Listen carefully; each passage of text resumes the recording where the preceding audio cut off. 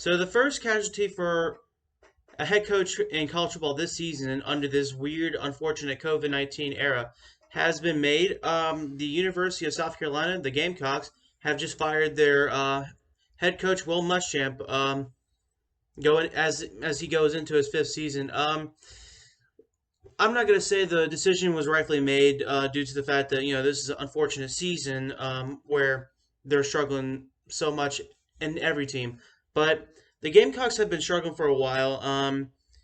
In about I want to say 4.5 years primarily with the record they have.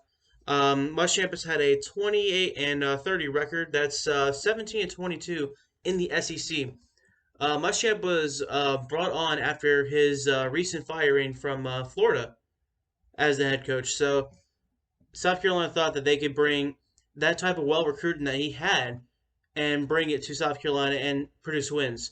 He had great recruiting, but the problem was it's just he couldn't find ways to win, and he couldn't stick with certain quarterbacks. He made so many changes at quarterbacks that it just threw his team off balance.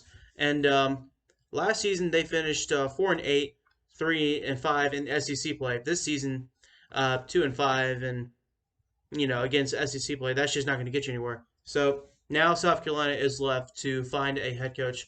And there's a couple suggestions that's been floating around. Billy Napier, the Louisiana Lafayette's Raging Cajuns head coach, who has done a tremendous job with the program in the Sun Belt. Um, let's see, there was another great one. I'm going to go ahead and throw this out there. Ryan Walters, he is the defensive coordinator for Missouri Tigers. He has created some great defenses with the Tigers as the third year with the Tigers as a defensive coordinator. He's been with the program for 6 years as the secondary coach, but he is a coach to watch out for. Neil Brown, the former head coach at Troy, now currently the head coach at West Virginia, is certainly a good option, but there'll be a few more floating around. There might be supposed that Steve Sarkisian, the offensive coordinator for Alabama, might look to get the go back to being a head coach. Ultimately, if Sarkisian is interested, I think he should be the head coach at Alabama. But let's hold off on that until Saban actually retires. But right now, that's just what we're looking at with the Gamecocks.